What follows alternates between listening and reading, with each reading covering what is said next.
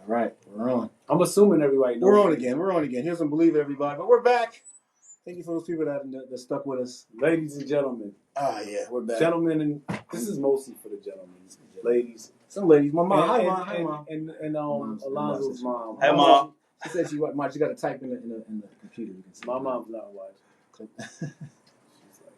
She's like, no, I see you every day now. All right. So, before I go get my introduction. Okay, here we go. I see the live. Oh. Okay. He believes me now. Once again, welcome back to the Manhood Tree podcast. My name is Abdul Rahman ibn Muhammad, and across from me we have Alonzo Lee Beckett. Over to my right, I explained that every week we try to say, "Who are you?" We want to know who you are according to you. So, who you are. Warren. You said who last time. You said it back. I'm glad you said it correctly. Yes. What did I say? You said who are you last time. You said who you are. You said I don't know. You said it differently. Well, guess what? I like it that way better. Who are you, Warren? Tell us. I am a person that likes to lead by an example. Plenty of you have seen my shirt. It says actions speak louder than words. Yeah. It says I lead by an example, and it also says there's no love without sacrifice. In a nutshell, what that means is that the work that we do in the community, I consider it a life and death situation. And only way to be effective at bringing about real change is to do real work. That means we put our blood, sweat, and tears in everything it is that we do. Again, from our family to friends, whatever it is that we do, we're doing it with the highest quality because we're trying to make sure that we're loving harder and hugging tighter. Which again simply just means that we're trying to fill ourselves up because we never know when that time going to come to when that person, that friend or family member is not going to be around. And we want to, we're going to miss them in a physical sense, but we want to make sure that that energy, that love is within us. All right. Thank you. And over to my left, Keith, who are you? I'm a son, a father, a brother, a nephew, a black man, and a beacon of energy. So when you think about me, I just want you to think positivity, perseverance, brotherhood, someone you can go to, a leader in this community who just wants to help in any way, shape, and form possible. That summed it up. I love it. So today, I decided the topic should be motivation and inspiration. I feel like you two are motivational and inspirational people just for me. And so for the people in our community who may not know you and may not know about your movements, I think that this will be a good show for them to get a better understanding about what you're all about. And I think how you take this work very seriously. One of the things I decided to do this week, I don't usually do this, but I did a little, I went on their Facebook pages before the show just to get just to see. Did you do any research though? I do it all the time, man. Oh, you're on. I just told you I just searched all the pictures. I couldn't find no pictures of his mom. Yeah. I said you only got 3. You need more pictures of your mom. Okay. You got 3. Right. So when I do the videos for this, I'll dig into his. I know all his pictures. Okay. Some people I know, I don't know. I see them. I'm like, I just went on the pages just to see what was going on, and it was very, very motivational. I mean, quotes, everyday statements. I mean, one thing about Warren. I think once a week at least I get a text message. Almost every day. Yeah. You get one every day? Almost every day. He doesn't give me mine every day. He only gives. We was on Earl Street together. Yeah. Well, I'm in the second pocket. I get one at least once a week. So Warren, talk to me about why you decided to start sending out those text messages to different people in the community. Because I understand. Again, I think that in this world or society that a lot of things that are numbing us is the things that make us comfortable. And I think unconsciously we don't even know the greatness that's inside of us. I think we're told that in order to be great that we have to accomplish so many worldly possessions, and those worldly possessions provide a comfort that stops our growth. Mm-hmm. And I discovered that, my own greatness came through me being willing to be uncomfortable. And because that's a fact, I just want to try to ease everybody into being comfortable, being uncomfortable, because it's not something that most people are going to sign up to do, because we have two worlds we live in. I'm going to say specifically for those of us of color, we are dealing with a lot of man-made issues that stop us on a regular basis. And then we have just regular everyday life that we also have to deal with. And so for other people of color specifically, when you tell a person, get comfortable being uncomfortable, they're like, well, how much uncomfortable do you want me to be? But I want us to believe in ourselves, and I want us to be able to grow and just understand that we were born with greatness inside of us. So that's pretty much my story around that aspect of it. I just want people to believe in themselves. I love it. So Keith, you've been doing like videos, motivational videos. You've written books. I was wondering, like, what made you start doing the videos, and why is that important? I mean, just as recently as like a couple days ago, you put up a video. So tell us why you do those videos. Kind of like Warren is just like a beacon of light, right? Hope. I started doing the videos actually 5 years ago, and I decided I wanted to be a motivational speaker. Probably 2013 when I first heard Les Brown, Eric Thomas, guys like that, and I was like, wow, I want to do that. Right. And I thought my way in would be getting my real estate license, becoming a realtor, being successful, and then coming back and speaking about my story of adoption, juvenile detention, jail, and everything that I went through, and this is how I overcame it. Right. And in doing that, I had some mishaps, some falls, and that just catapulted me to where I am today. Yeah. Those bad decisions, those mistakes, they led me to where I am today. So just persevering, Yeah. One of the things I just heard, it was like you were gonna do certain things that would give you almost like a justification, that it would give you like an entree into being able to tell your story. I think you found out though that you don't need entree. And I think that that's kind of like what you're selling too, Warren, is kind of like nobody has to give us permission to be great.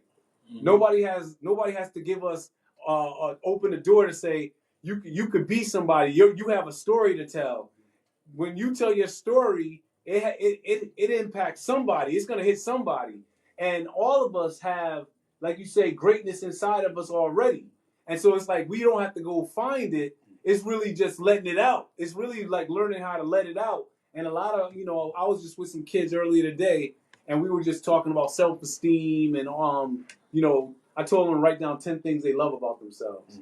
And they were having a hard time some of them were having a hard time coming up with those things. And so I think that both of your messages is just to clarify for people that greatness, that love, that wonderment is already there, and you just got to let it free.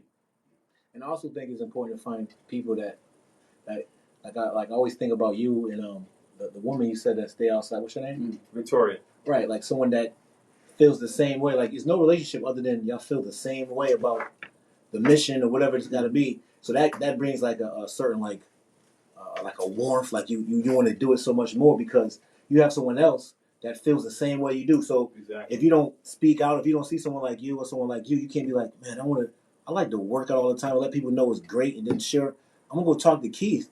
How does he so they feel more comfortable with you? But if you don't see that in your community, if you don't see people doing that in your community, it's hard to like imagine yourself being Warren. Like, I don't know, like how you became you. There was really nobody like you, right?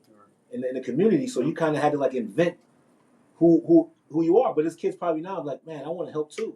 Right. And now they can see it through him and be like, I'm gonna latch on to Warren and find out how I could help my community in maybe a different way, but to have that same impact. Yeah. I think that's fine. So tell me about why tapping into your greatness is so important. Either one of you can jump on that. I'll say tapping into your greatness is believing in yourself. Tapping into your greatness is knowing that your life has meaning, value, and purpose, like right now. Like before the car, for the girl, for the man, for the house, before any tangible success that you acquire in life, you already was born with greatness. And the journey is to find out how great you truly are. And I think, so I don't think, but the problem is that when you don't tap into your greatness, when you don't believe in yourself, when you give your power to other people, places, and things, you end up, you know what I'm saying, I always associate greatness with the electrical rabbit that's the greyhound dogs are chasing around the track. It's not designed for them to keep the rabbit is not designed for them to them to catch it. It's designed to make the dogs run. And I believe that life is set up similar to that we chase all these things, and then when we get tired, similar to when a dog gets old and they can't run no more, then, you know what I'm saying, your spirit is broken, you're exhausted, then you start settling, and, you know what I'm saying, there's a whole, and then we've been chasing this rabbit for a long time. So in real time, we've made a bunch of poor decisions thinking that our greatness is in other people, places, and things. So it's important that we know that our lives have meaning, value, and purpose right now, which the initials is MVP. That's us, right? We are the most valuable person in our lives. And until we look at that as a life and death situation, you know, we're going to continue to come up short because we're thinking that it's in this guy or this girl, this car, or this house, and it's not. No, those things not supposed to make you. You're supposed to make the things. Right. Keith, you want to add anything to that? Oh man, that was very well spoken, man. I appreciate that.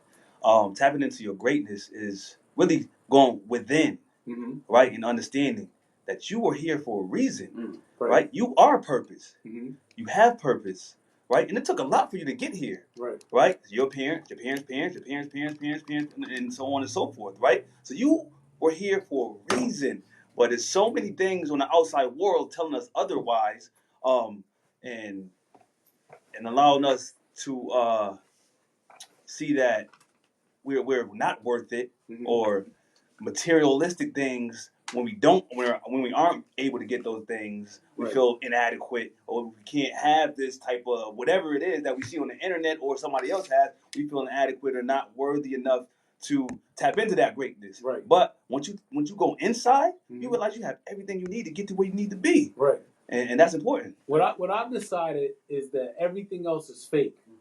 Like when you go on the internet, that's like it's like a trick. You know, it's like it's supposed to pull you into that to make you think that you're less than. Yeah. When you look at somebody else's life, you start comparing your life to their life. That's fake. Like it's like I'm over here looking at him saying like, oh, I want to get stuff that he got. And what we have to realize is that no, you can't get what he got. You can only get what you're supposed to get. You can only get what's meant for you. And so I know for a fact that there are tons of people in our community right here in Hartford who, and let's focus more on the young people, because you know young people they're not all the way 100% in control of themselves and their environment, their choices right now. So what would you say? What message would you give to a young person who is struggling at finding that greatness that you say is inside, that you just said it was inside, I said it. So how do we help a young person that's like, yo, I don't believe you because my current circumstances doesn't show me nothing great? That's a good question. Yeah, I know. So the way I would do it, it's not even about telling. You can tell them, but the only way that they're going to believe it is once you build a meaningful connection with them, and then you begin to teach them by living as an example. Again, it's just all you. And then there's a bunch of examples that we could use that could help let them know that, you know, okay, so if you think that, you know what I'm saying, that having a pair of uptowns is going to make you great, so what happens when you don't have the uptowns? Right. If you think having the latest iPhone is making you great, so what happens when you don't have the iPhone? Is all of a sudden you're not great? So there's ways of simplifying it so that they can get it. Like, damn, you're right. You know what I'm saying? In a blink of an eye, I can be great today and then not tomorrow. No, it doesn't work that way. Right. It's more beneficial for you to understand that you already was born with greatness, and all you have to do is, you know what I'm saying, find out how great you are. And in the process of doing that, you know what I'm saying, that means you have to tap in on your good days and your not so good days. But the reality is that, you know what I'm saying, again, this is all, we have to live it to give it. That's what I'll be sending you guys, right? So the reality is that nothing takes your greatness away. Nothing. And it is a lifetime guarantee, and it benefits society for us not to know that we're great. Right? And that's obvious, right? It's just like, again, even if we go back to the rabbit and the dogs, no, the dogs don't get anything out of it. But then everybody that's betting, they getting everything out of it. Right. So the more we continue to chase everything, the more we're not, you know what I'm saying, loving harder and hugging tighter on each other.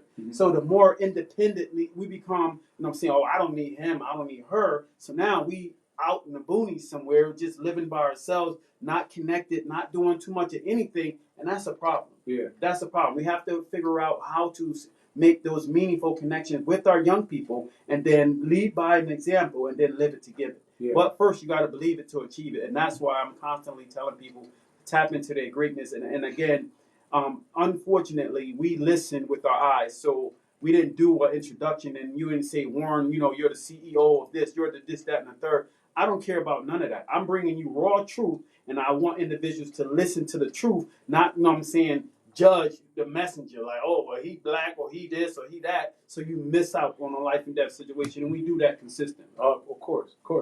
You want to add anything? That was fire. Yeah.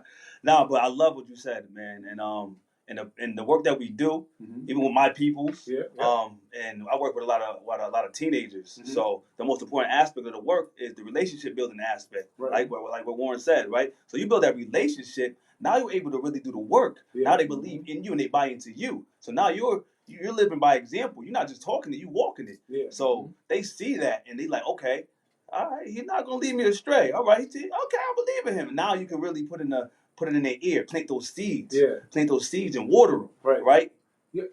There's something like when you can get somebody to recognize how getting up this morning, just getting up. See, so we get caught up on all the stuff, but when you take all the stuff away and just say, I woke up this morning, and right now I'm sitting in here and I'm breathing. I'm like taking in air, and the air is going through my body, and and all these things that are happening inside of my body, none of us even are thankful for. We don't pay attention to it. I'm very thankful for that. You know what I'm saying? Yeah, I understand. Right. It's like the fact that we can see, that we can smell, we can talk, right? We can read, all of these things that we kind of like, no biggie. Those are the things that actually make you great. The money things don't make you great.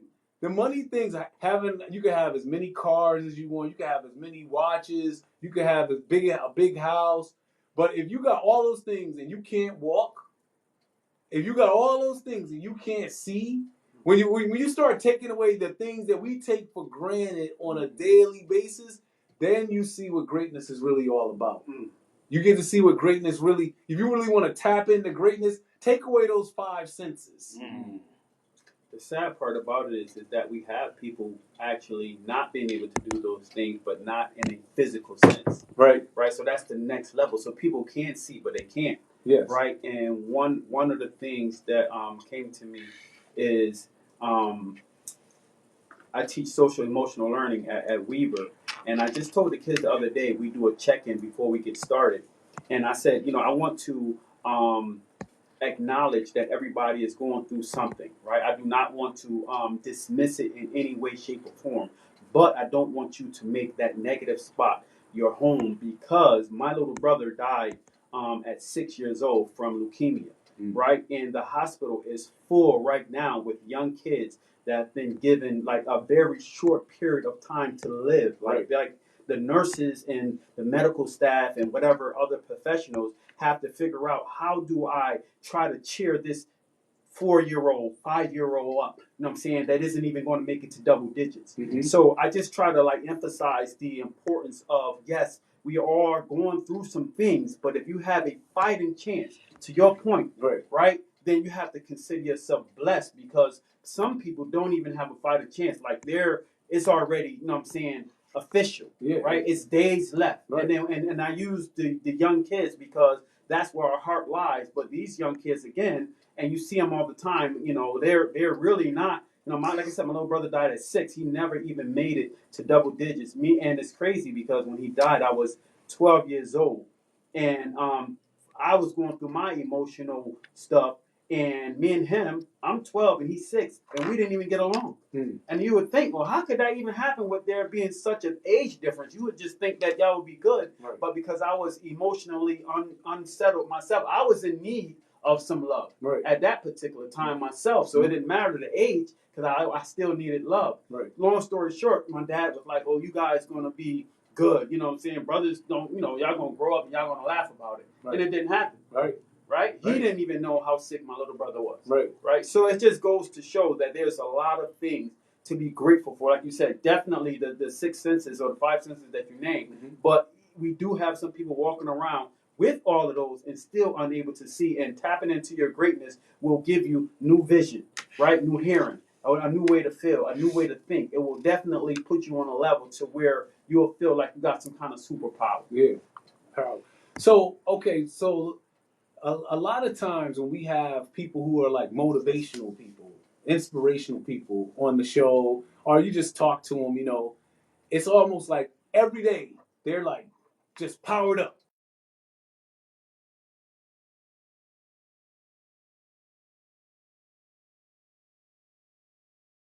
I was showing them my dream chasing stuff. Like, you know, I was like, yo, this is all the stuff y'all could do.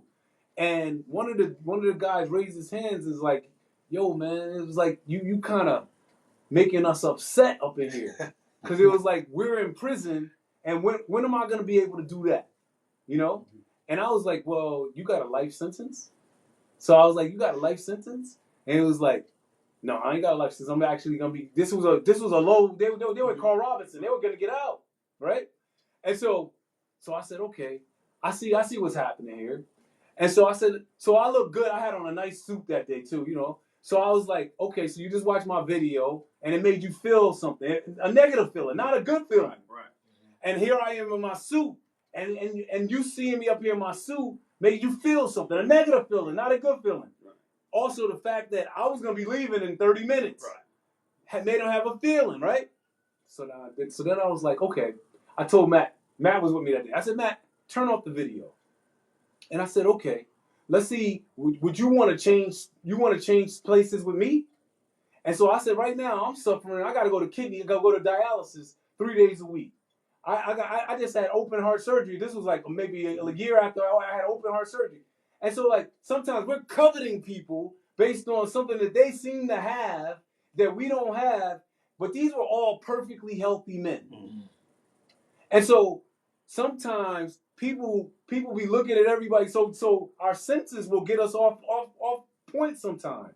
So I had to tell them like, yo, you don't necessarily want to go through my struggles to get the other things too. See, people don't want to go through the difficulty to get to the relief. They just want the relief. Perceived relief. The perceived relief, right. Now, but this was the question. So what do you do when you get down? Or are you guys always perfectly happy? Everything is perfect in your world?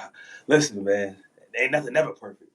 You know, something's always happening in my life, in all of our lives, right? Something negative, something nasty, right? And what I like to say is the most important conversation you will ever have is with yourself. About who? About you, your circumstances, your feelings, your emotions, everything, right? That conversation you have with yourself. So this morning I woke up, I heard the birds chirping, right? No matter if my alarm went off, before my alarm went off, I woke up, heard the birds. I could have went back to sleep, but I said, no, listen, that's it. Yeah. I'm up now. Gotta go. That's a blessing to hear those birds chirping, right? Right. No matter what, hit my knee on the dresser. Could have cursed. I said, gotta be more careful. Yeah. Right. So the perception of what I'm going through, my day, what my family's going through, it's just a mindset. Yeah. It's just a mindset, man. And it takes practice, Mm-hmm. right? And every day, every moment, every second. Right. When the kid comes up to you, listen, man, this happened. I got arrested. Or my mom, she took my phone crying, kid crying, right? These kids go through crazy stuff, right? Little emotional stuff, right? Because they're kids. Yeah. But I have to be strong enough, and I can't allow anything that I'm going through to come out and let them see any like weaknesses or, you know what I'm saying? Because I'm living by example. Right. So that's important, I think. You know, I think it's important that you, like most parents or adults don't tell kids like the bad stuff. Right. Tell them all the good stuff. Yeah. Like my mom and dad never went through anything. They went through a bunch of stuff. They just try to hide from you. Mm-hmm. But if you share some of those bad times with people, they'll be like, "Oh man, you was going through that and you still did that." Right. Like you saying all that, they probably look at you differently. Like, right. You had an open heart. Why are you so happy? Why no, not? right. Yeah. But they'll think that, so then they'll be thinking differently. Yeah. So they can't turn into a negative, right? Right. So I think it's when I listen to you both, I think it's what helps people realize their dreams or their greatness. What you were saying is being around people like that. And surrounding yourself, because you know the people are like that. Like I always knew who were the good people, and I knew who were the bad people. So you make a conscious effort to go hang with the bad people. You do, yeah, because you know. But you choose to do that. So if you can change, if you want to do so, you can change your environment and be around people to congratulate you when you do something, you achieve something. They don't hate on you, whatever. They're not, we were saying last, they're on demon time, right? They have angels on their side. Right. They're looking at that side. Like I got people that's covering me, not demons. Right. So it's like this the environment that we're in. The environment, like you said, I'm looking like, oh, I'm gonna be more careful. It's not someone's out to get me. Right. All right. Someone's telling you that, yo, because you're doing it. No. But if I'm sorry, I didn't mean to cut you off. But if I was thinking, oh my God, today's gonna be the worst day ever, I hit my knee, I would have been, exactly. That's how my day would have went. Right. So for me, I would have to explain my check-in, right? Because my check-in is orange means you're having a day so bad you don't even want to talk about it. Red is a bad day. Yellow is okay. Green is good, and purple is great. Yellow, green, and purple are considered safe colors. Orange and red are considered unsafe colors. So I view everything that I do, everything that I say is all in alignment with this life and death situation. That for as I'm 51 years old, and I've never not been in a life and death situation. We all have, but how we, label it may be different. But I've never not been in a life and death situation. So I'm never. I have good moments, or okay moments, or I can even have a great moment with my boys or my family. But I'm never like good. You're not going to hear me say, "Well, how you doing, Warren? You good?" No, I'm not. I'm not good. I'm not okay, because when I say I'm okay, you're going to assume that there's nothing wrong. And to say that there's nothing wrong would be saying that we're all okay with the system that's taken our lives in one way or another, right? You know what I'm saying? And I'm never going to be okay with that. So I'm not in what I do to keep myself going is that I understand that it's bigger than me, right? I'm not fighting. This is not a Warren fight, right? This is a fight that's, you know what I'm saying, that's supposed to put us in a place that's going to be better for generations to come. And we all have a role. I have fully accepted my role, and not just the good parts of it, but the uncomfortable parts. I have a fear of being comfortable, right? Because I know comfort is worse than any drug that you can imagine. Because if it's cold outside,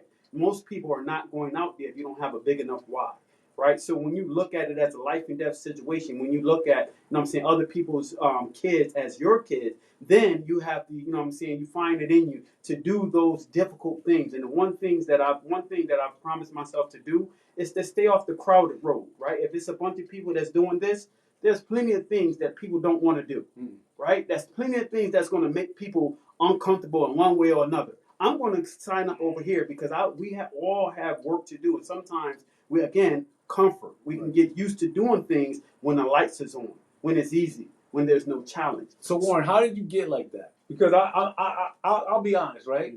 I feel like I feel like we're all positive guys. We're trying to do things in our community. We all do our part. But the space that you're going into, like you just said, I want to go on a road that's not so crowded, in an area that's not so easy, right? How did you make that choice? How did you get to that point? Because like I feel like every day I feel motivated, encouraged to say something, do something to help people to get to the next level. Like this is how my brain works. But I don't know if I'm trying to go like some of the stuff you do. I'll be like, I'll send more than $50, but I'm not going out there today. Right. I'll support. Yeah. So tell me how you got to that space. The way, because when I came out of prison, so everything I said there's a message in the mess. And in the early parts of my life, it was a mess, right? And the message came later, right? I had to kind of live it to give it, right? So I didn't even know that again, all of us didn't have some ugly stuff happen to us, and we're asking ourselves, why me, right? But it isn't until that why is able to give somebody else life that you're like, oh, that wasn't so bad after all. Right? It was because I went to jail. It was because I had a mom on drugs. It was because, I was molested as a child. It was because, so these whys, guess what? Unfortunately, they're still happening. Right? So these whys, are giving other people's reason to live. Right? They're like, damn, like you made it? I didn't learn, you guys know from my story, I didn't learn how to read until the age of 27. People in Weaver right now still in the 12th grade and still can't read. And now they're super duper embarrassed, like, oh, Like, so they're deflecting, they're fighting, they're, doing everything so people don't know. But when you tap into the why, right? When you understand, my thing is that, again, going into prison and being locked up. When I came out, I was ready. I started doing this work. I went to jail in '94. I started doing this work in '95. In '95, I had individuals that was, a part of my gang or that was locked up with me. We were standing at the doors. We were locked up on 23 hours. They were standing at the door, and there's a hole for a person to put their mail in or whatever it is that they want to give you. We were standing at the door. I had individuals standing at the door running groups, right? But so when I got out, I was ready to go because I didn't, like, people was like, oh, you just got out of jail. What could you bring to the table? Right. So I had to sit back because I didn't have no accolades, right? They wanted me to have degrees and they wanted me to have some experience. So I had to sit back for years. And in the process of sitting back, I had to watch people literally die, right? And they was being fed the wrong information. But because society wasn't ready for me, fresh out of prison, they didn't want to hear what I had to say because they was waiting for my greatness to be presented by the powers that be. So if the powers that be would have said, Warren is, give him this honorary degree or give him this, that, and the third, then society would listen to me. Right. But because I had nothing but the truth, I had to sit back. And when I tell people, when we normally hear somebody talk about their body count, they're associated with how many people they slept with. I literally have had young men and young women in my car and then dead the next. So my body count is high. Right. So it's no longer about Warren. It's about, making individuals look at it and see it. It's a life and death situation for all of us. Right? Because it's easy to get comfortable. So for me, my body count is high. Right? And it hurt. And I don't even get, because there's not a bunch of people that's doing this kind of work. I can lose a person today if those of us that's taken CPR training, when you down there pumping, right, you don't stop until you get relieved, right? So until professional help comes, you don't stop. Right. And that's a tiring process. So every time a person loses their life, I don't even get a chance to grieve. Right. Because who's helping the helper? There's nobody, not a bunch of people, right, that's willing to do it, unfortunately. And I understand that a lot of us are the caregivers. We got kids and we got families, and if we put ourselves in that position, then who's going to be there to take care of the family that you're taking care of? That's why loving harder and hugging tighter is so critical, because it allows us to do that on each other now. So you're not thinking like, well, damn, if I'm here, who won't feed my kids? I know for a fact, you guys know my kids, right? So my kid's going to be good. Right. So that's not a thought. And even if it was, unfortunately, my kids know that it happens to be bigger than them. Right. I don't have the luxury of saying, well, you know what, I got three boys at home, I got to play it safe. No, because I wouldn't want them to do that to my son. Right? And that's what we're supposed to be responsible all day, every day. Not only when it's convenient, but even when it's scary. Right. This is some good stuff. So what do you believe is the impact of your words, videos, community initiatives? So when you think about what you're doing, so you put up a video, you go out into the park, you go get the table up, get the donuts and all that stuff. What do you feel like the impact of it is having? What do you think's happening out there? Well, first of all, it got me to where I am today. Okay. Just doing from the first video to the last one, right? I started doing the videos because that's what I wanted to do. People started seeing it. I started getting invited in the rooms, and I'm here today because of that. The messages that people send me from the beginning to now is like, listen, man, I needed to hear that today. Right. So I changed one person's life in that moment, right? And that's all I'm here for. Right. If I could say something that could touch your soul, that could make you say, okay, yup, I'm done with that incident. I'm not going back there no more. Right. I'm done with prison. I'm done with those people. I'm gonna be a father today, right? I'm gonna get out of bed, even though I'm hurting them and pain. I'm gonna be a mother to my kids, right? If I can say something that could make you hop out of bed and make you overcome your situation, my job is done. You know what I'm saying? And then not only just do video, but when you meet me in person, when we in these rooms, when we having these conversations, right? When you see me on the street and you say, hey, man, I need to come, whatever. Right. If I can help you, that's what I'm here for. Right. So it's more than the videos. It's really living it. You know what I mean? All the way. What about you, Warren? With me, it's just the simple fact that I am a living example. So when I share these, quote unquote embarrassing things that most people don't want to know, again, so I didn't learn how to read until the age of 27, but now I have my own clothing line. I did go to college. Even though I went to college, not for the degree, but I went to college because no one would listen to me. Mm-hmm. Right? I'm still saying the same thing, but without somebody saying, "Well, Warren has a bachelor's degree in this and this, that, and the third," people won't listen. Right. So, but I did, and not only did I have my degree, but I graduated.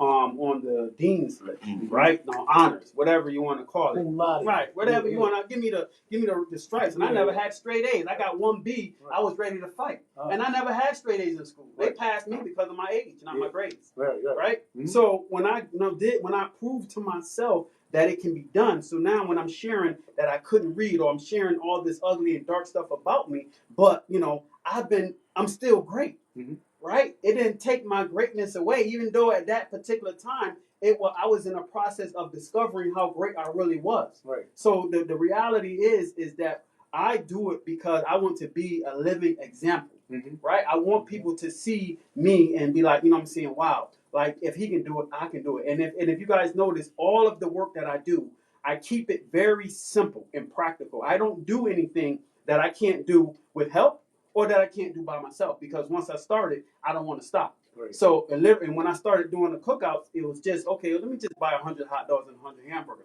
That's in arm's reach. I can manage that. Right. So anything that I do, I'm doing, everybody else can do it. It's not so far out. Why is it so? You get 100 hot dogs and 100 hamburgers. Why is that important? On the day you decide you go out and do that, you're going to do it. What does that provide to the community? Yeah, like what is it? What is happening because of that?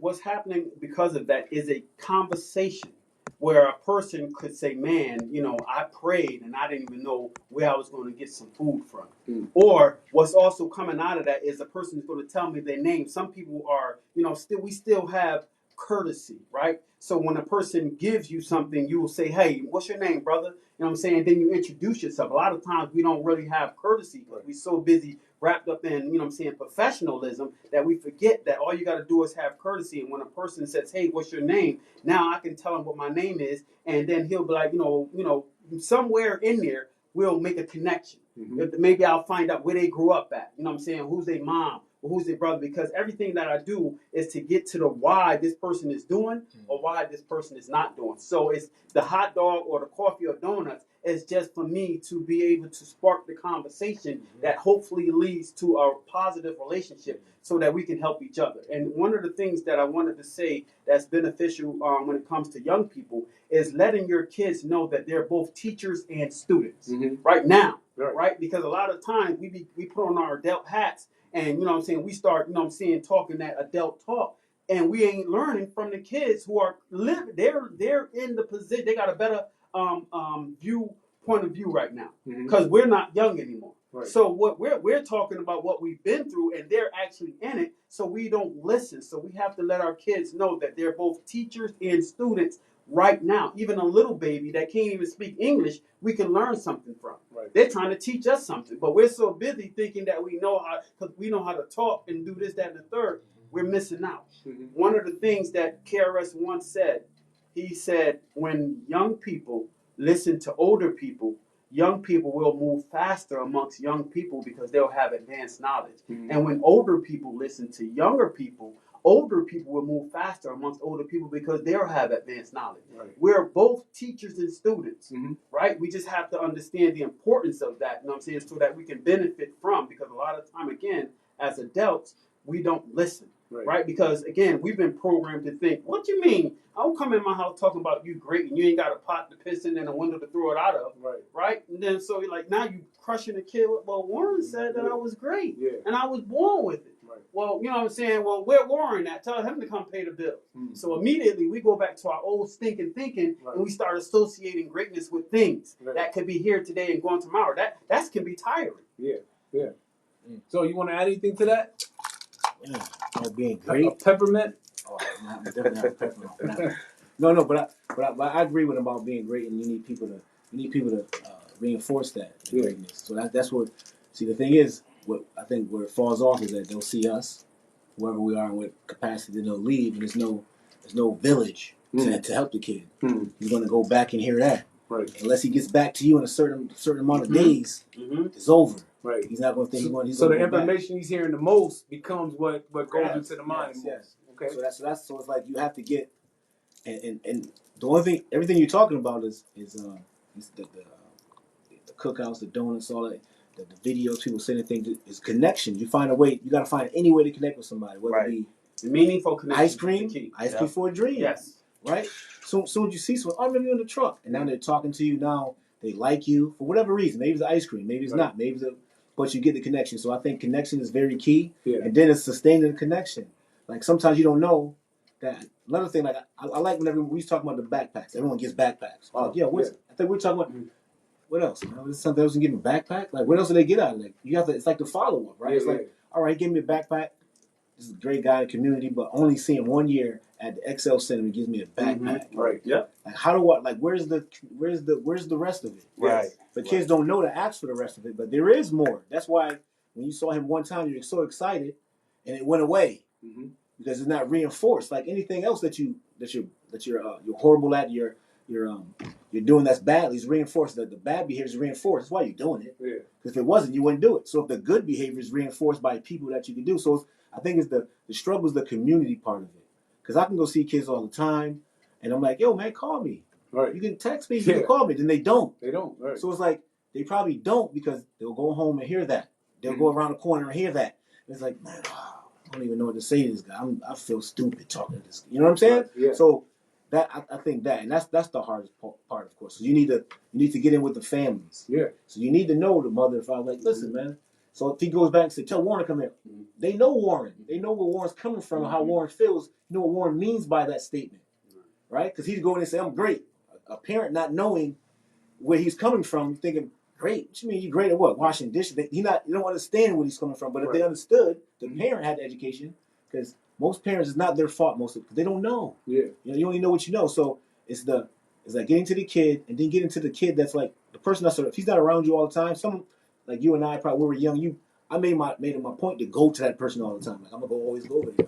Go with the. I just go. The positive. Some people aren't that strong minded to keep going. It'll fall off. Right. So somehow you gotta get to the family and get to the kid, get to the person that's closer to the kid than you, to be like, yo, pull him in when he's falling back or whatever. Right.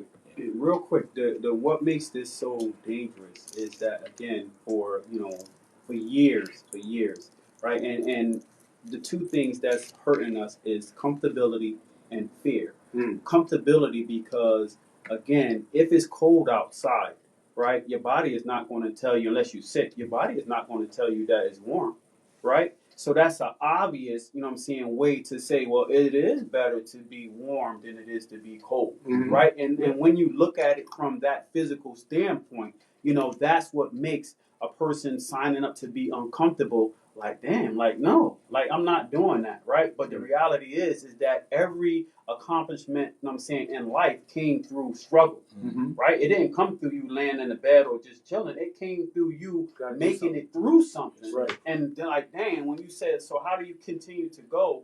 Is I continue to, one of the things that helps me is I think about, the many other times that I was, down or, thinking, that it was over or wondering how I was going to get through it. But some way, somehow, I made it, right? So I was wasting my time, worrying about it, and then it actually happened. So whenever, a person is, down or depressed or they're trying to figure out how they're going to get out this situation, think about the countless ones that, that you were in, similar ones just like it, and you made it out. Right. And that should give you enough hope to just not throw in the towel, because one of the things I tell my young people, can I say a cuss word? Go ahead. One of the things, I just want to make sure, one of the things I tell my young people, because they think that it's gangster to say I don't give a fuck. Right? Then so they associate I don't give a fuck with some kind of like fear or gangster or brave, like, because I don't care. Right. When really, that's the easy way out. Yeah. Right? Because it's more gangster to care than it is to not care. It's more gangster to have something to live for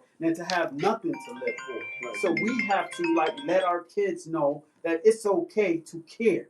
right? Because they associate I don't give a fuck with like that's not gangster to me. Yeah. The jail and the graveyard is full of people with those type of mentalities and attitude, and even the ones that's having it right now, you know what I'm saying, ain't doing nothing good. Yeah. Right? Yeah. So it's just ways of looking at, you know what I'm saying, this whole comfort thing that's really just locking us down because again, if it's cold outside and you don't have a big enough why, you're not going out there, right? But if you're looking at, you know what I'm saying, growing, right? If you're looking at, you know what I'm saying, like, okay, this somebody, if it was your mother or your father out there, which is the way we should be looking at the village, because when we talk about the village, we talk about the village like the village is dead.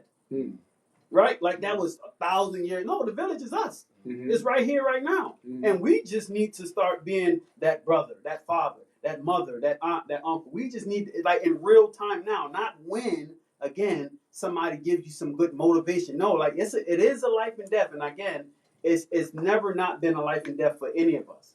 Right? In one way or another, we've been losing our sons, our daughters, our mothers, our fathers since for as long as we can remember. So to go against that, we're asking people to do something that's never been done before, right? And one of the things that's never been done before is us really, like, you know what I'm saying, loving harder and hugging tighter on each other to the point to where the material things are not number one, but we are number one. Right. Because you only want, again, if you look at the way society is made up, they continue to highlight, you know what I'm saying, these beautiful places to go and relax, right? But why can't I relax where I'm at?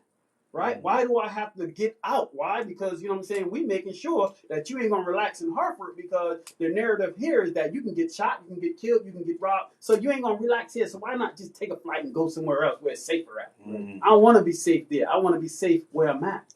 Right? Because a lot of the things that we're facing are man-made issues. And if man made them, and man can fix them, but we don't really look at it like that. We just look at it as regular life, and it's not life.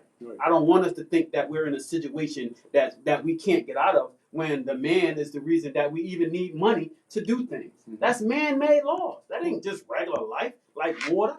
Right. It's important for us to know that.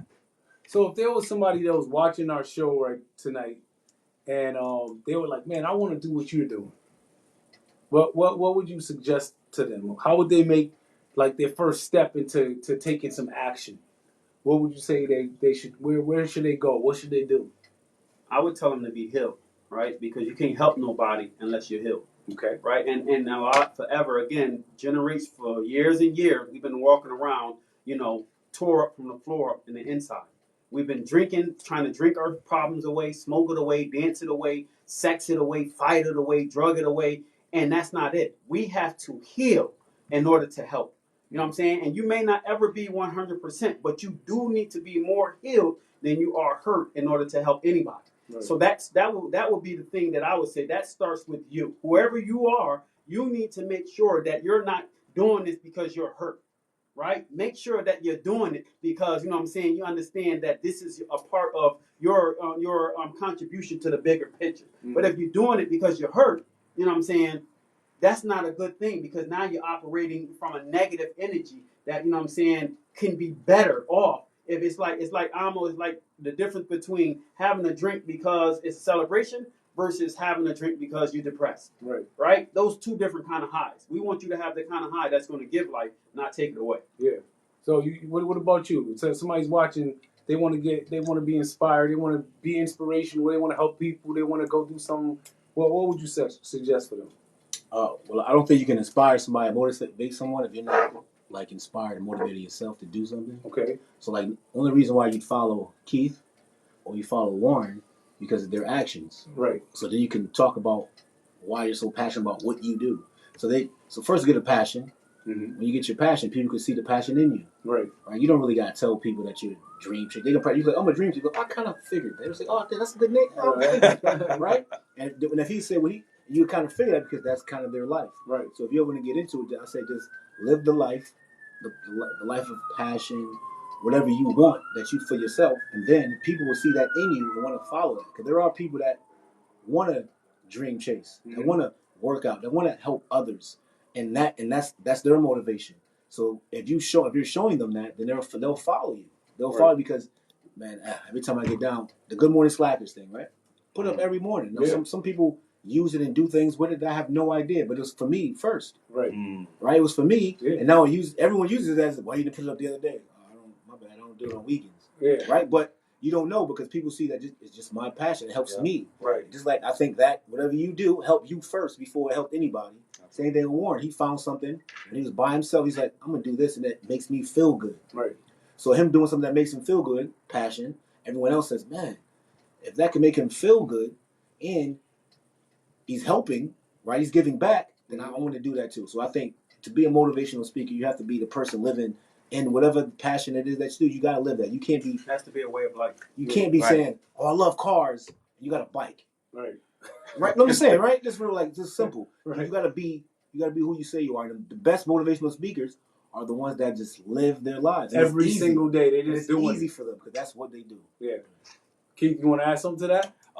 Yeah, I think. What do you need to hear? What did you need to hear as a teenager, as a kid? What did you need to see? Right. What did you need to feel? And go out and be that. Yeah. Do that. Say that. Because those same feelings and thoughts, the same situation, the same circumstances that you were in, somebody's going through it right now. Yeah. And you're not in that anymore. You may be in a different situation, right? Because, time moves on and we grow and we grow into different situations or different problems and we grow out of them, right? So what did you need to hear? What do you currently need to hear? Right. Where do you want to be, right? Where do you want to be? Right. So all of these things, all these questions, if you're able to answer these questions, somebody else needs to answer those questions too. So just answer those questions. Yeah. So who's motivating you? Who is somebody that you're like saying like this guy gives me a little pump too? Is it close or far? Anybody? Yeah, it doesn't matter. You got somebody in mind? People with me are close because I don't know them people. I always think like Eric Thomas is a great dude. Yeah. Something can come up next week. He done threw somebody down the stairs. He hasn't, but he can have done. I'm like, I didn't know him. I know you. Yep. I know you, and I know you. Yes. Boom. If something happens to you, you do. I'm like, dude did what? Right. That would shock the hell out of me because I know you. It's not gonna happen. The other people I don't know, so I see them afar and I'm like, well, that's kind of good what he's doing. Right. But the people I really look at, yes, the people that I could touch, and I could feel like, man, yeah, this dude, and that's just me. Yeah. Anybody else? I think even though I don't talk to, we got our brotherhood, right? You started the fatherhood man-in-law, right? Yeah. Even if I don't talk to you guys every single day, I see what you're doing. That's motivation enough, right? Because iron sharpens iron, right? I was introduced to you guys through someone else, right? And I see Booker. I work with Booker. I work with you guys. Just knowing. Look, you gotta come to yoga, by the way, bro. Absolutely. I want to see if you do all the lifts. Can you do yoga, you think? Yeah, he can do yoga. I don't know, you gotta be flexible. He's fine. You gotta come too. Fine. You gotta come too. I'm coming. You gotta get his shoulder. Right. But even Demetrius, right? He just ran. He just did a tough tough mudder. I wanted to do that. He did a tough mudder, right? Now, you did that? It's not a competition thing. It's like it's an uplifting thing. Right. So I see you do something. I'm like, yes, let's go. Right. Yes, he did that. Right. That's giving me motivation. Maybe I can do that, or maybe I can step into my greatness and do something. You know what I'm saying? I love it. So people around you. One of the things to add to the same thing. So first, my motivation is that it's not about me. Because I don't do this because I want to do it. I do it because I got to. Right? And then when I see, I'm seeing greatness in you and greatness in you and you, I'm like, that's what it is. But I wonder if they know. Right? Because a lot of times we don't know when we're tapping into our greatness because that's not the language that we use it. Yes. But tapping into your greatness is, going beyond your comfort zone. It's really like believing in yourself and you not needing validation from nobody else. But you're on this mission, to make things happen. So when I see it, I'm like, dang, I just want to just let that brother know that that's tapping into their greatness. And I want you to tell the next person that that's tapping into their greatness because we want the language to be used often enough so that it's recognized. Because if you don't know it, you don't know you're great. You're still thinking that I got to find it in other people, places, and things. Right. So we have to change the language up so that we can start, again, believing and loving and encouraging each other. Because, again, so even with hype started out, and it still is, it started out helping young people evolve. But as hype evolved, the why went from young to your. So now it's helping your people evolve, right? Because the journey, allowed me to understand that, yes, I got to help the young people, but I also got to help your people as well. Right. So the way that evolved is the way that we have to evolve. You know what I'm saying? And it's real basic stuff. It's not even like rocket scientists. That we make things, I try to make it sure. I think one of my gifts is to be able to simplify some of the things that other people are just like, losing every bit of their hair trying to figure it out. And it's really not that difficult. But I think that based off of the society that we live in and the way that they've been kind of like, using us, again, it started out with the weather, right? So when you think about why would the news or the radio be important, right? Because some of these people, they can tell you, they have a way of telling you, okay, so it's going to rain or it's going to snow. That's good information for you to know, right? If you're planning on walking or doing anything, but then after that is where they get us, right? Everything else after that is a part of their propaganda to get you all sucked in and have you chasing, have you loving things and using people, right? And we don't want to do that. We want to reverse that. We want to love people and use things, but if you don't know, then you don't know. So we have to be very intentional about tapping into our greatness and pointing it out when we see it with our mom, our wives, or our sons. Point it out. Say, hey, I tell my sons all the time, my youngest son is, a phenomenal athlete. But I need him to know that he's great. You know what I'm saying? And when he gets on the team, he makes the team greater. The team don't make him great. Right. He makes the team great. Yeah. They're not going to control your power. Because if you hurt yourself and then all of a sudden you thinking you ain't great, who going to put you back together again? No. Right. If you go in already knowing that you're great, you know what I'm saying, because of who you are, then you don't have to worry about it. And even with Kyrie and the whole thing that was taking place in the NBA about, brothers is unable to speak up. Why? They don't want to stand up for principles and morals. Why? Because of that bag. But that's only because the bag is their identity. Right? But you should have known who you was, before that. But because we're so conditioned to associate success with identity, now you don't want to compromise it. You don't want to go back to the hood because they don't know you. They only know the basketball person. So again, we just have to just figure out ways to simplify this tapping into our greatness thing so that we can understand that, again, we are MVPs. It can be, it's meaning, value, and purpose. My shirt says 5 ways to tap into your greatness. But when I first put it together, it was, in the order that it's in right now. And it's not MVP. So as I'm sleeping, because I don't really turn off, I said meaning, value, and purpose. And the initials is MVP. Right. I said, oh, I got something here. Yeah. Right? Let me run with it because everybody wants to be the MVP. The reality is that we are. We are. But we waiting for, again, somebody else to tell us that. So where do we go from here? What's next? What do you got? What do you got on tap? What's coming up this summer? What do you got next week? Man, listen, this summer's filled. Wait, didn't you have some books last time you had a book, right?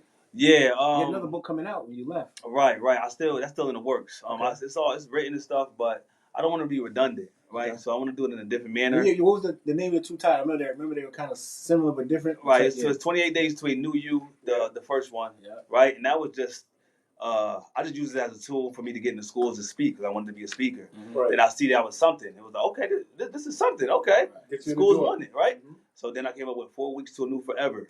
Right, same concept. It just goes a little deeper, right? Right. Then the third one was 28 Days to a New Outlook, Facts Over Feelings, and all it has to do with putting facts over feelings, right? And we react, right? Especially as men, right? We growing up, I reacted off things, and then I didn't even think about it, right? And that got me into trouble, and that got me into situations where, I traveled through the detention system, the juvenile justice system, things of that nature. So think before you act, right, and then you could get a lot further, a lot faster, right? So, and I got a book. I was a part of a book with Les Brown. Oh, nice. Yeah, it was just a bunch of authors just to give their life story, kind of. You know what I mean? And it says, God. The name of the book was God, Don't Give Up on Me. So, that was great. So this summer, shout out to Unashamed, my sister Sana, Cotton, Josh Cotton. We working with Solnit, so we going in there and really got workshops for the young men and young ladies in those facilities, and just pouring into them, man, and allowing them to just believe in themselves and not to be a victim of your circumstances anymore, and make this the last time you're in these situations, right? Peace Center, shout out to Iran, Nazario. We got the YPA youth. Youth Peace Academy going on. We got a summer program. So we're in the schools already. We're in a couple of CREC schools and a couple other schools throughout the state. But we're there. We got a summer program going on 4 weeks. We're paying stipends to the kids. We're just taking them on trips, just giving them some experiences that they wouldn't normally have living in the hood. Right. So we got that going on. Going to Montana. For Have you ever been to Montana? No. Yeah, so You've never been. unashamed. We're going to Montana. Yeah, let's go. Yeah. So we're going in there speaking to kids that's in the welfare, that's in the foster care system. Okay. Black people in Montana? We're gonna see. We're gonna see, man. We everywhere, man. We everywhere. Helena's the capital. Okay. Why do you know that? Okay. Because you're not in school. Oh. The indoctrination was deep. Yeah. Helena. That's funny. Yeah, That's good. funny. It was deep. I So know it all. we got the men's retreat coming up. Got the men's Yeah, let's you go. coming through the Warren? Let's go. Warren needs to come take a weekend off. You need to relax, man. Come through, man. I can't. What is it? Summertime? June No, 22nd. June 22nd is a weekend, man. Just brothers together, man. 22nd and 24th. Come on, Warren. Come on. We'll figure it out. Come on, man. Go ahead and commit. I ain't Go ahead gonna and commit. Come on, man. 2 days, man. Great. You're going to be great on this one. Yeah. We need you to come. To tap in. Realistically though, when we were talking, everything, I wrote down the word urgency. I feel like there's an urgency, right? This is not like you said. It's a life or death situation. When we're talking about a life or death situation, it's urgent. So the other side of that though is that in order for you to be able to operate at your premium capability, you need to have a certain level of self-care as well. Okay. So as you were talking, I was literally saying like, well, I know Zoe's gonna be there. I know Keith is coming. I was like, damn, I gotta convince Warren I was thinking that too. take a weekend off. And so Urgency into whatever it is that I'm doing. I feel it. Right? Because trust me, I'm, trying to stay in shape, trying to stay ready so I don't have to get ready. Because again, I do want to live. Zoe, in 2012, when I first started working here full time, he showed me that video of the food, and I ain't ate no meat since then. Oh wow. Since then. Don't show me the He showed me the I'm gonna video. get a hamburger tonight. In 2012, I've been, like fishing. I'm even trying to get away from that. Yeah, Because I'm all the way with. I'm on plant-based. I'm an alkaline plant-based diet. I can show you that. It's amazing. yeah. I'm trying to be a chef. I'm online. I got some culinary classes. I'm You taking. are you? Yes. For myself. So we're gonna start a show? We can. I'm gonna be able to You cook gonna it all. cook it up? Yeah, I'll I can't wait for that. One of the things I got coming up real quick Yeah. is I'm just trying to be accessible, right? I don't want to be big, right? I just want to be accessible because I think the more accessible you are, the more people believe that they can do it, the more distance there is. And like you said, they don't know the backstory, so they start seeing big things happen. And like, well, that's Warren. So of course, a lot of people think that I got a 501c3. They don't know that I pay for everything out of my pocket, right? I get donations here and there, but I work to do the work. I'm not a 501c3. Yeah. I literally work here, there, this, that, and the third to do what I got to do because it got to get done. Mm-hmm. So, again, I just want to be more accessible. I do have something that I'm working on as far as hype coming up, but I don't want to speak about it because I just want to let my actions show what it is all about. So I'm accessible. The thing is, call me. Let's go out. Let's figure out how can we help each other out because, again, I just want to be accessible so that I can, a lot of us are tapping into our greatness, but we don't know it. And I want to be able to point some things out and the value in, you finding out how great you are because it's hard to do it on your bad days. That's right. Right? Because people only associate, just like God. We'll associate anything positive with God. Oh, God bless me with this. Well, God also disciplines us too, right? He also can send down a message that ain't going to be comfortable, but you ain't saying thank God for that. But that's the one that's going to help you the most. Right? So, but again, we just how perspective and how we look at it. So I'm just happy to be here, brother. I'm honored to have come and have this fellowship. We love it. So what you got coming up? We're doing some new video stuff, Yeah. new interactive video stuff. Okay. So you can do some choices in the video. You can ask people questions, like give them choices. Interactive. So the whole video will be interactive. We working on stuff like that. Still trying to shooting a movie with JV. I seen that. Yes, Yeah. it's called What's my Time part? is Pain. We'll get you one. Okay. Right now, I told you full transparent. I was like, yo, I'm gonna film and edit, man. Oh. That's it. Don't call me for nothing. I don't even know what they had the casting. Yeah. At the Swift. It was great. I heard. I was in another room. Right. But I'm just saying it was great. Yeah. I don't know anything about that, but we need roles for like extras and stuff. Because JV, I want him to do what he does, and I'll do what I do, and That's I think right. it'll come. It So all we got come that. together. We got that going on. Just trying to, the retainer packages I'm doing. Trying to elevate that and do, move some things around that with companies I work with. Get a retainer package for any video. Yeah, It's just trying great. to- I mean, I content work stuff. with them. And we're doing some new stuff, so it'll be different. Like we're going to charge for the interactive thing. Yeah. Right now, we're gonna do some product. We do some product videos too. Well, I'm gonna talk about this in a second. Yeah, Right? we're gonna do the Is it my product turn? videos. We got the product videos too coming up, so I'm gonna do product videos for people as well. We got that coming up. We got the Fifth Down coming up next Wednesday. This is a transition conference. So my son Amir Muhammad, we were talking to him about what happens if you go to college next year and then you don't get a chance to play football. And so what are you gonna do with your transition from being a football player, being on the football team, and all that kind of stuff to just being a college student? Mm-hmm. So we started talking about what are some of the things that young men need to help that transition. So we're gonna have some workshops on brotherhood, on dream chasing, on mental health, on pivoting, and on identity. And so this will be at Capital Community College. Got a number of great speakers coming in. And most importantly, we're going to be highlighting these two young men that came up with the idea. So, one of my things as a father, if my son, my daughters come up with something, we're gonna take it all the way to the end. I mean, if y'all know my wife, we're gonna take it to the end. So the conference is next week. We got that. On June 8th, we got the Fatherhood Monologues Workshop. This is going to be at... That guy up in the top right. Who's that guy up in the top look at right? that. He's Keith here. made the Okay, flyer. okay. We're going to be over at Asylum Hill Congregational Church.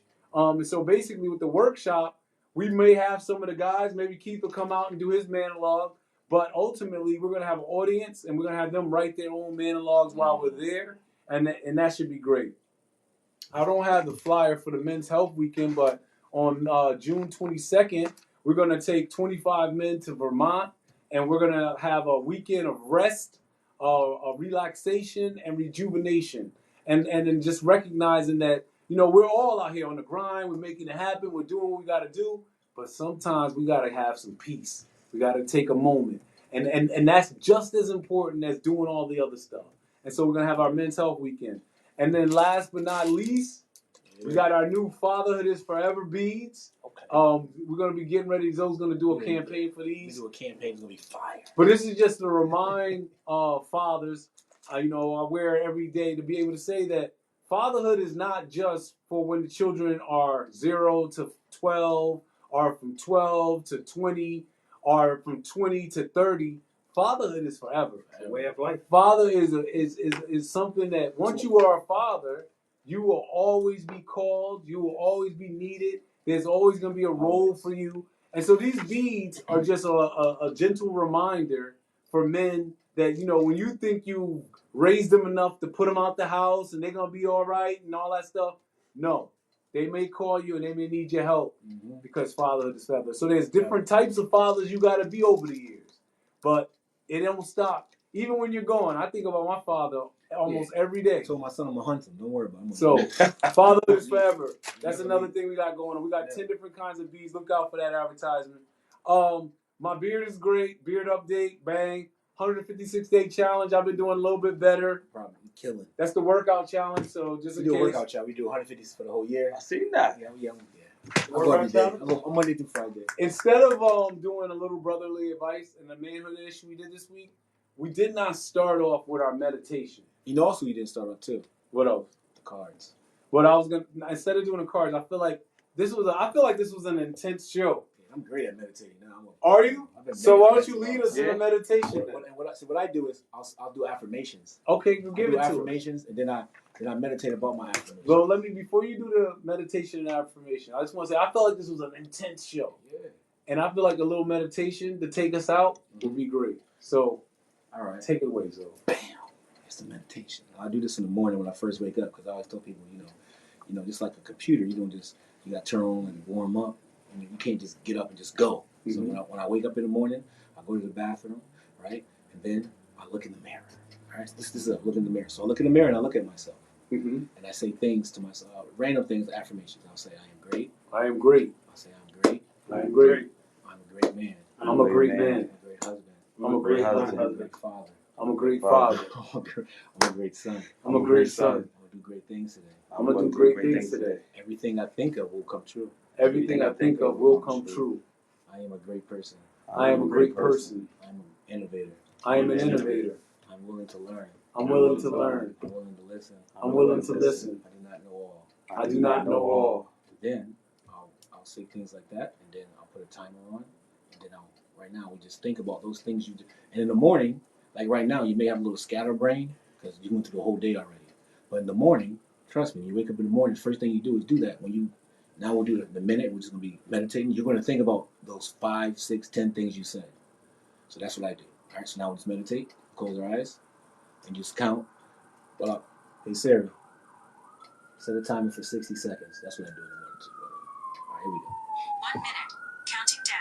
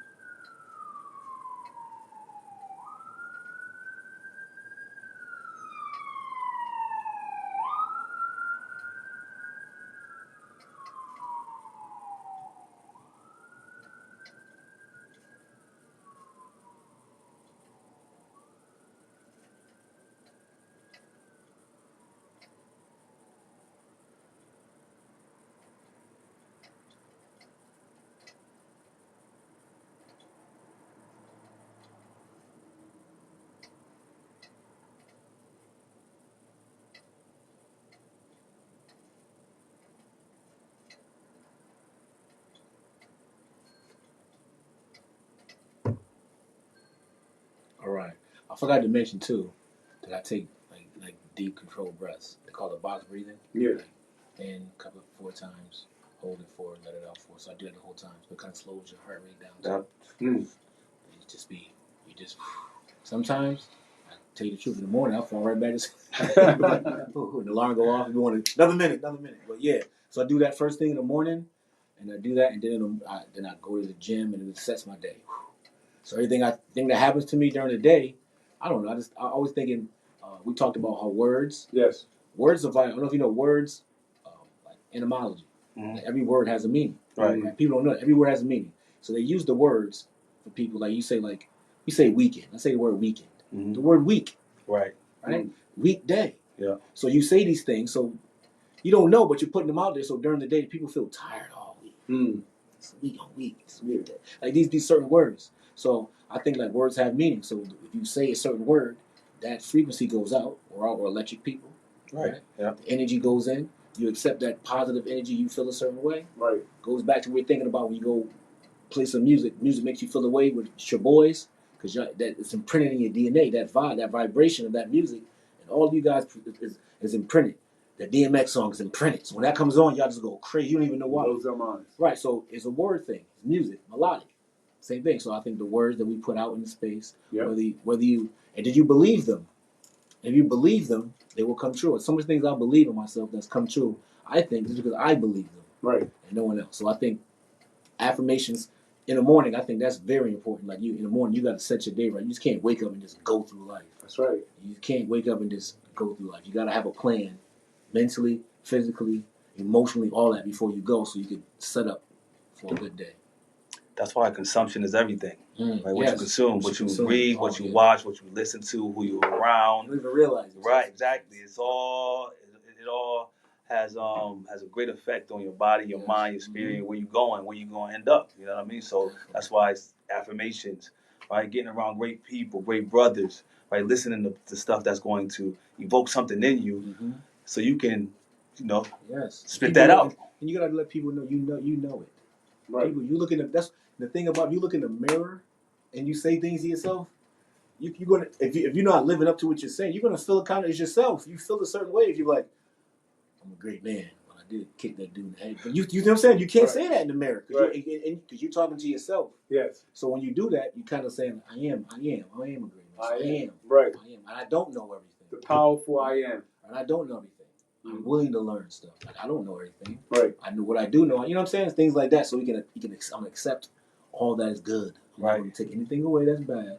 Anything away that's supposed to be good. So I'm not going to shun it away. I'm going to take it all in, Mhm. and then I'm going to like deal with it. So then you just move that way. It sounds like cosmic or some you know what I mean? It does. It sounds like some witchcraft. Right. But I think that's part of unplugging from the matrix. Part of it.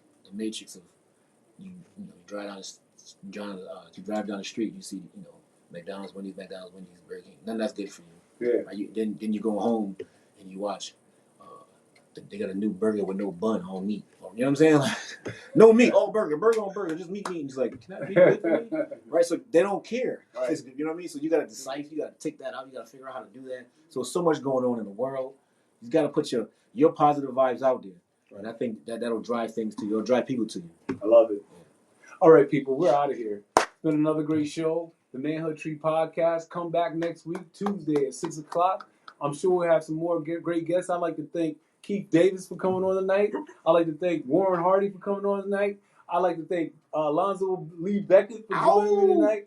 And last but not least, my name is Abdul Rahman bin Muhammad. I'd like to say to you, never stop dreaming, because that's what it's all about. And let me give you one more thing. Ow! Yes, sir.